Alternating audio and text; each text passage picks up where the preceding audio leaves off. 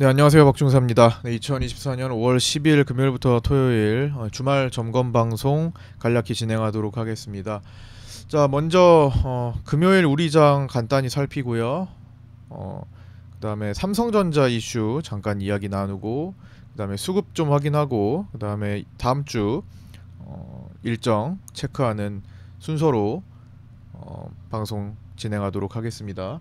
자, 우선 금요일 장은요, 좀 기세 좋게 출발은 했죠. 아침에 프리장부터 해가지고 띄워서 출발하고, 외국인들이 장 초반에 5천억 정도 가까이 선물 매수를 빠르게 하면서 강한 기대감으로 아침에 이제 출발했는데 녹았죠. 예, 쭉 반납하면서 외국인들이 거의 선물을 다 뱉어낼 정도까지 갔다가 그래도 조금 매수로 마감을 하는 그런 모습을 나타냈습니다. 그래서 초반에는 이제 강세 흐름에 외국인들 5천억이나 사는데 일단 강세 흐름에 따라갔다가 포지션을 바꿔야 되는 그런 상황이 전개가 됐었죠. 여기서 올랐다가 하락하는. 그래서 스탠스를 한번 바꾼 금요일이었습니다. 한번 바꿀 수밖에 없었던 것 같아요.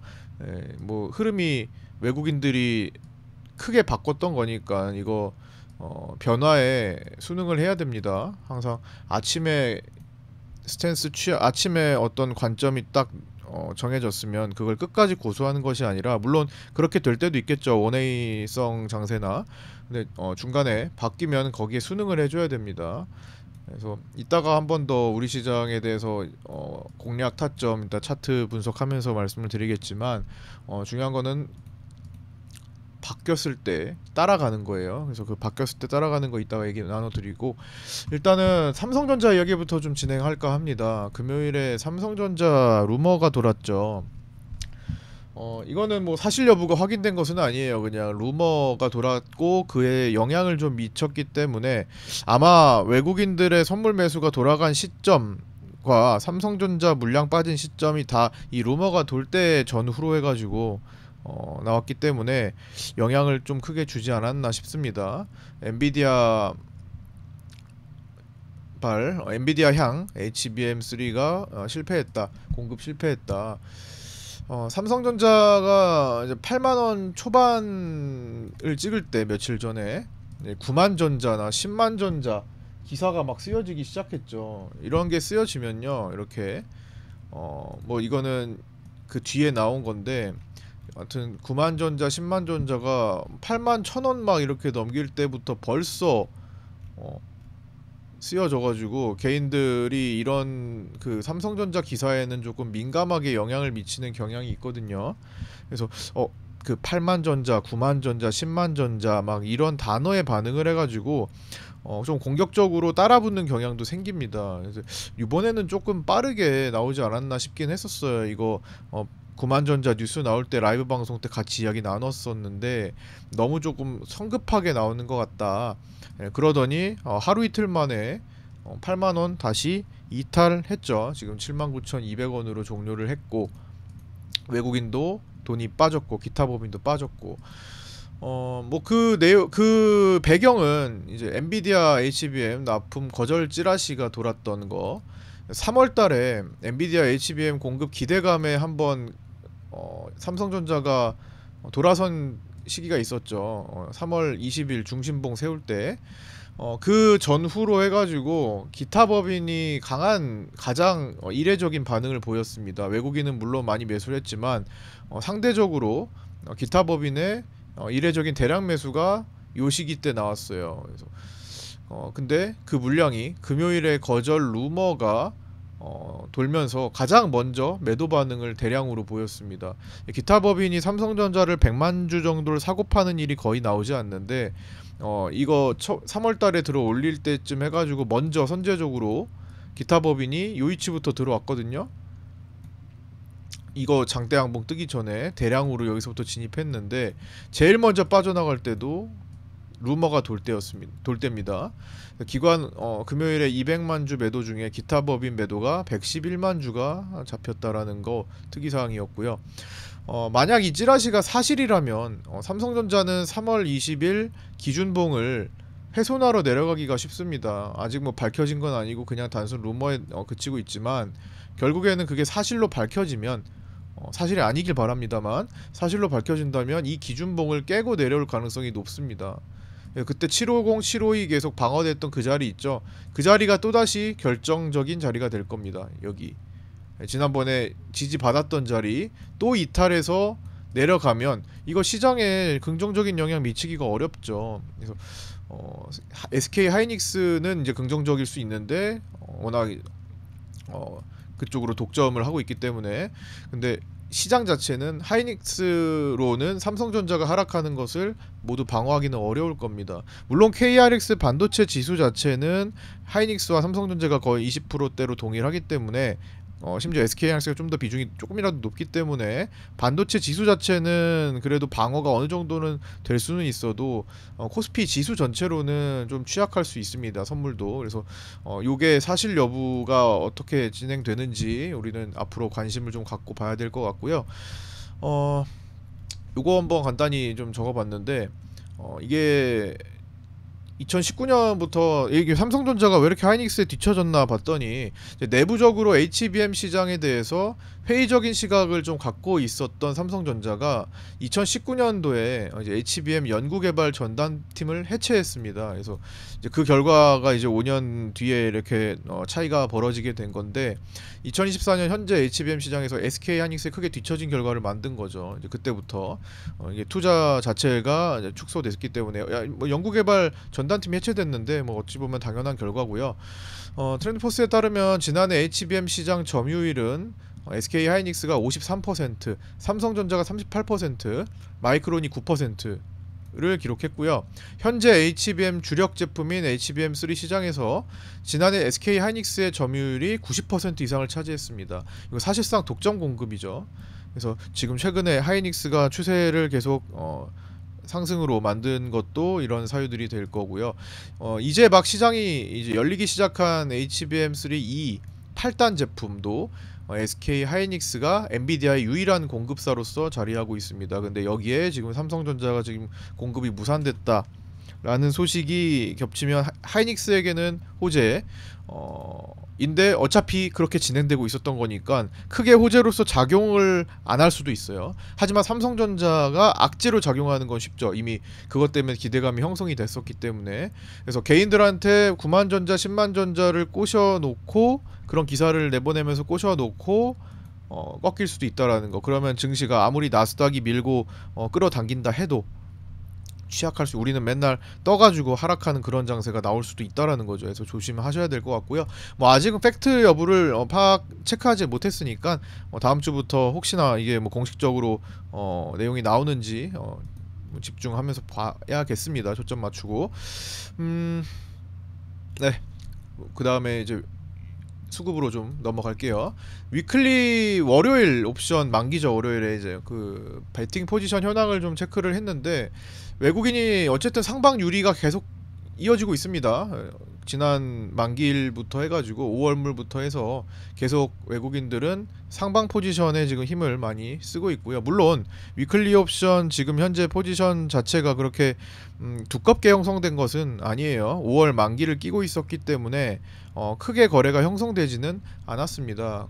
그럼에도 일단은 포지션 자체는 외국인이 상방이 유리한 구조를 취하고 있고요. 뭐 다만 이게 뭐 바뀔 것 같으면은 월요일에 다 바꾸겠죠. 얇기 때문에 월요일 수급이 거의 절대적일 거고요. 개인이 양매수 양방 베팅을 하고 있고 금융투자가 양매도 보합 베팅을 하고 있습니다. 그 다음에 이제 6월 만기가 한 달도 채 안 남았죠. 예.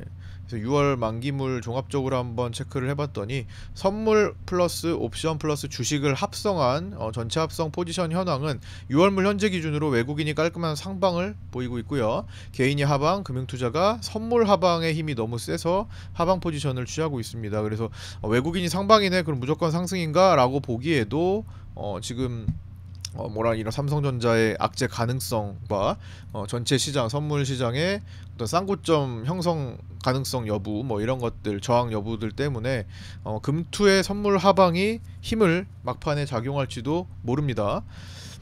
그런 것들을 좀 신경 써야 되겠고요. 그 다음에 변동성 지수가 공포지수 이게 옵션 편입성으로 나타나는 거라서 옵션 외과에 어떤 베팅들이 일어나고 있는지를 보여주는 지표이기도 합니다. 근데 최근에 좀 많이 밀렸잖아요. 지난번에 한번 4월 19일에 크게 급등했다가 쭉 밀리고 있는데 또 충분히 내려왔어요. 이 지금 라인까지 치고 내려왔습니다. 물론 여기를 깨고 내려가면은 깨고 내려갈 수 있지만 깨고 내려가면 더욱더 급전환이 되는 일이 많이 발생하곤 합니다. 그래서 변동성 지수가 갑자기 급터닝했다라는 것은 시장 급락을 의미하는 경우가 많습니다. 외과 보통 풋옵션 외과 거래가 많아질 때 보통 이런 게 형성이 되는데 얘도 지금 좀 빠르게 내려왔기 때문에 반발 매수가 나올 시기가 다가오고 있다라는 거 체크를 하셔야 되겠고요. 그 다음에 환율 한번 체크를 해보면은 밤사이에 달러 선물이 1370.80까지 다시 상승했습니다. 그래서 월요일 다음 주에는 또 1370대에 안착하는 그런 모습이 나타날 가능성 배제할 수 없고 전체적으로 지금 여기 돌파갭 만든 자리 지키고 나서 다시 반등을 했고 이제 여기 넘어가냐 마냐의 싸움이죠. 여기 빗각 상단 빗각을 다음 주에 넘어가서 안착하느냐 아니면 여기 막히느냐. 월요일 화요일이면은 어느 정도 윤곽이 나오겠죠. 그래서 요 시점에 있는 거 환율도 관심 갖고 봐야 되겠습니다. 월봉 추세는 중장기 상승 추세는 지속되고 있습니다. 그 다음에 종가에 투신이 신규 매수 3천억을 집어넣습니다. 이틀간 종가 매도 베팅하다가 오늘 금요일에는 이제 매수 베팅으로 종료를 했고요. 3천억 정도 적지 않은 매수가 있었습니다. 물론 종가에 투신의 베팅은 이제는 한 50% 정도 보면 될 것 같아요. 그래서 크게 의미는 없는데 투신이 계속 종가로 매수 베팅도 포지션을 쌓고 매도 베팅도 쌓고 있다라는 거죠. 그러니까 청산 없이 계속 누적시키고 있다라는 거. 그래서 뭐 지금 일단 금요일 시장은 간단히 살폈는데 이제 금요일 세부적으로 좀 보면요. 6월물로 잠깐 세부적으로 보면 자 위에서 시작해가지고 외국인들이 5천억 정도 매수해서 시작한 다음에 삼성전자 찌라시가 돈 뒤에 하락하기 시작했죠. 외국인들도 5천억 매수하던 거를 거의 다 뱉어낼 정도로 빠르게 전환됐습니다. 그 전날 위에서부터 계속 하루 종일 하락했던 것은 옵션 만기 영향으로 포지션 싸움 때문에 청산 싸움 때문에 그렇다 쳐도 끝나고 나서 이런 모습은 좀 의외의 모습이긴 했습니다. 좀 강하게 회복되나 싶었는데 어쨌든 아까 삼성전자 루머가 돌면서 시장이 다시 돌아왔고 그러면서 스탠스 변화를 좀 줬어야 했고요. 중간에 아침에 10시 정도 해가지고 시장 바뀌었네 하방이네 라고 판단을 해줬어야 됩니다. 그래서 뭐 너무 이제 또 하방으로 판단한 다음에 얼마 지나지 않아서 좀 지지가 됐잖아요. 그래서 참 이용하기가 애매했다면 두 번째 후속으로 여기 타점을 노릴 수가 있었습니다. 그래서 제가 오전에 스탠스를 바꿀 때 이제 올랐을 때 숏포지션이다, 숏포지션 유리하다라고 봤을 때 이런 구간들에서 진입할 수 있었고요. 이런 데서 진입을 하지 못했다면은 기다렸다가 아니면 진입하신 분은 청산했다가 언제 의미 있는 반등이 나왔을 때 공략을 하는 거죠. 제가 그래서 금요일에 이거 라이브 방송 때도 같이 이야기를 나눴던 건데 자, 이 시간대 파생반에 제가 디테일하게 말씀을 드렸죠. 여기서 또 질문도 많이 있었고 여기서 소통을 많이 했습니다. 어떻게 해요? 이거 올라오는데 오늘 꼬리 달고 끝나는 거냐? 라고 많이들 궁금해 하셨는데 저는 그냥 여기 저항이라고 일축했습니다. 이거 반등 아니고 저항이다라고 그냥 딱 잘라 말씀드렸어요. 어디까지 저항 라인을 볼 수 있냐? 373.70 상단 단기 상단 373.70 그리고 이 자리는 애초에 시작 오늘 그날 금요일 장 시작 전에 올려드린 자리였습니다. 그래서 373.7 보면 된다.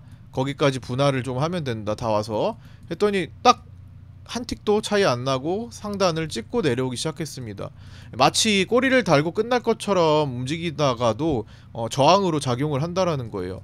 이때 저는 어떤 것들을 보냐면 옵션 가격의 움직임을 보고 두 번째 선물 거래 호가를 봅니다.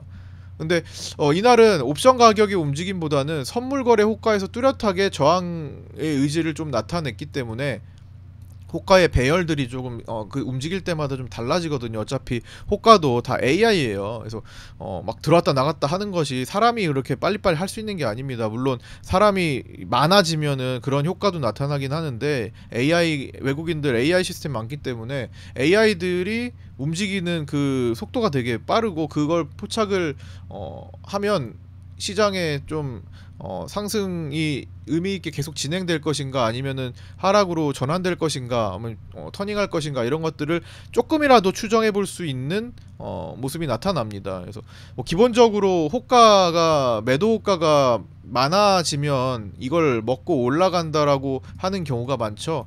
매수 호가가 많아지면 이거를 또 밑으로 매도해가지고 또 밀린다라는 얘기 많고 이거는 기본 사항이죠. 이것도 선물 거래에 적용이 됩니다. 그래서 그 변화하는 걸 포착했더니 이거 계속 끌고 올라가는 호가 배열이 아니네.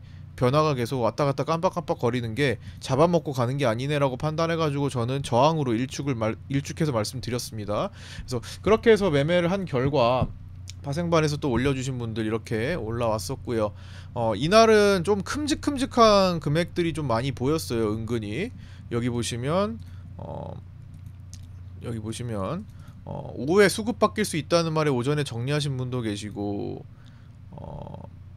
파생방 가입 후 맘 편하게 매매하고 있습니다 라고 올려주신 분 계시고 저항쇼 짧게 마무리했다 뭐 이렇게 글을 올려주셨고요. 그래서 이거 모아서 보니까 이렇게 좀 오늘 굵직한 금액들이 좀 많이 보이더라고요. 금요일에 879만원, 497만원, 533만원, 534만원, 430만원, 339만원, 117만원, 135만원, 12만원, 21만원 모두 수익 축하드리고요. 저 또한 여러분들의 수익 극대화를 위해서 더 분발 노력하도록 하겠습니다. 자, 이제 마무리 하도록 할게요. 다음 주는 이번 주보다 변동 요인이 조금 더 많습니다.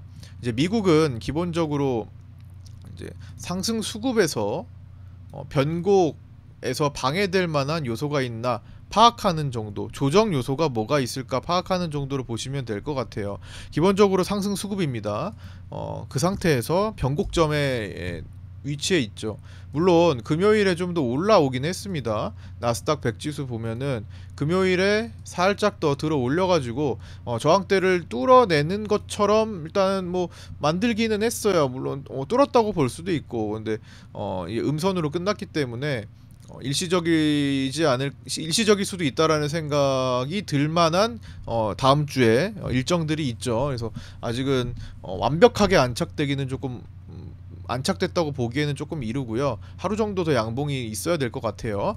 어쨌든 이런 변곡점이 될 수 있을 만한 위치에서 방해될 요소가 있는지를 파악해야 될 것 같습니다.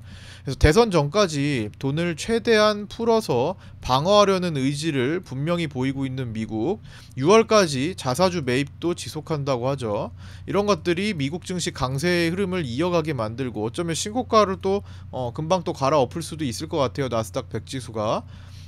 그런데 이런 상황들이 우리 야간 선물에 자꾸 영향을 미치겠죠. 그래서 최근 들어서 거의 10일 정도 중에서 한 7일 정도는 종가 대비 야간 선물 시작점에서 계속 뜨는 거예요. 그래서 뭐 그거를 활용하신 분들도 계시겠지만 어쨌든 뭐 야간 선물을 보시는 분들은 요즘 그런 날들이 많았다라는 거 24년 들어서 계속 야간 선물이 강세였습니다. 이제 미국 증시에 많이 영향을 받는다라는 거고 당연하게도 미국 증시가 계속 강한 상태에서 우리는 준비 안 된 상태에서 자꾸 이렇게 끌고 올라와서 갭 띄우고 음봉이 좀 많았죠. 그래서 그런 상황들이 많다라는 거 잘 체크해 보시고요.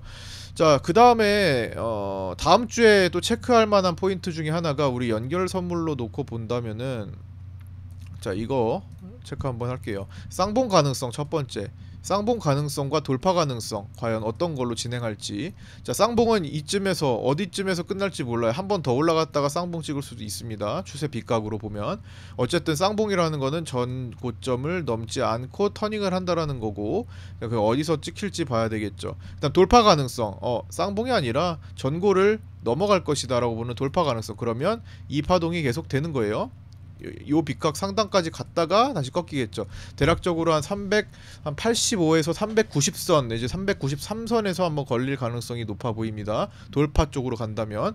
쌍봉 쪽으로 간다면 뭐 지금도 찍혔을 가능성이 있고 조금 더 올라가서 377 정도, 376 정도까지 한번 시도해 줄 만한 가능성 충분히 있는 상태입니다. 코스피와 코스피 200으로 봐도 마찬가지고요. 그 다음에 240, 720 크로스 가능성을 써드렸는데 자, 이게 성공하는지 실패하는지 여부 좀 봐야 될 것 같아요. 요겁니다. 여기 밑에서 라인 있는 요 노란 선과 빨간 선이에요. 지금 상대적으로 이평선, 작은 이평선 240봉과 242평선과 722평선이 지금 조금 있으면은 크로스가 될 수도 있는 지점에 위치하죠. 240이 조금 더 올라오고 720이 조금 더 내려가면 단기평이 장기평을 뚫는 크로스가 발생할 수도 있습니다. 근데 여기서 이거를 실패를 한다면 시장에 밀린다고 봐야 돼요.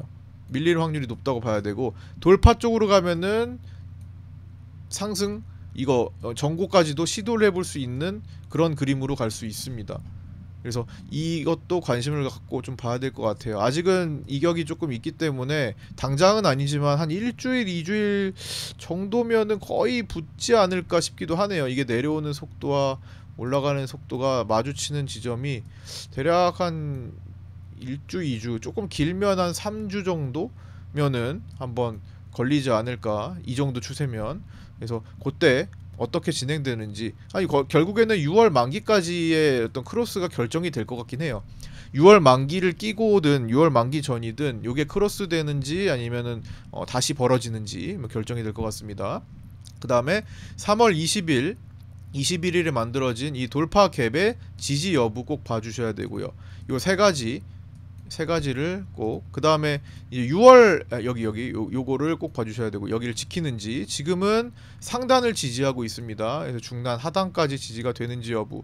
그 다음에 6월물로 보는데, 6월물로는 여기 빗각, 지금 빗각 위에서, 추세 빗각 위에서 끝났죠. 그래서 요거를 지금 지키는지 여부, 여기서 요거 올라오는 요 지점을 지키는지 여부 봐야 됩니다. 요거 위에서 놀 땐 긍정적이에요. 아래서 놀 땐 중립입니다. 여기까지는 중립. 그 다음에 밑에서 올라오는 요 마지막 빗각을 이탈하면 여기서부터 부정적인 시선이 강해질 거라고 봅니다. 이때 투매까지도 막 유발될 수 있어요. 그래서 여긴 중립, 내려갈수록 중립에서 부정적으로 붙을수록, 그렇죠? 여기서는 일단 위에서는 긍정적, 이렇게 좀 나눠서, 스탠스를 나눠서 좀 보면 될 것 같습니다. 코스닥은 875 저항이 계속되고 있어요. 875 진짜 지독하네요. 올해 내내 875 얘기를 계속하는 것 같아요. 이번에도 875에서 여전히 막히는 모습이 나타났습니다. 계속 지지와 저항이 반복되는 요 자리. 에코프로 BM이 계속 상승하지 못하고 있죠. 에코프로 BM의 상승 동력 부재로 계속 여기를 못 뚫고 있고, 이걸 뚫으려면 결국엔 에코프로 BM이 해줘야 될 것 같아요. 3, 4%라도 좀 올라와줘야 될 것 같습니다. 그래서 뭐 관련주들 같이 묶어가지고 보고, 코스닥은 금요일에는 이제 밸류업 종목들이 좀 좋았기 때문에 상대적으로 밸류업이 강할 때는 코스닥이 약한 그 시속 게임이 나타나는 현상이 2, 3월에 있었죠. 그게 또 한번 나타나고 지속되는 것 같습니다. 그래서 밸류업 종목들이 좀 강하다 싶으면은 코스닥에는 조금 좋지 않고, 그 종목들이 좀 빠진다 싶으면은 코스닥에 조금 올라오는 종목들이 더 생기고, 시장의 돈이 한정적이라는 것을 또 뜻하기도 합니다.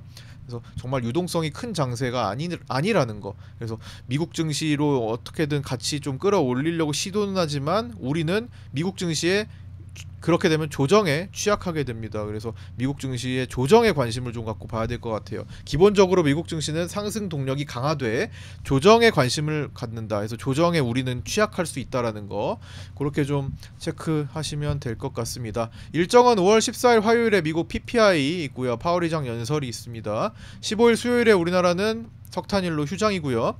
미국은 CPI 발표, 소매 판매 발표 있고요. 매파적 위원인 닐 카시카리 연준위원의 연설이 있습니다. 5월 17일은 미국 5월 옵션 만기일로 상방 포지션, 기관들의 상방 베팅이 사전에 청산되는지 여부까지도 관심을 갖고 보면 좋을 것 같습니다.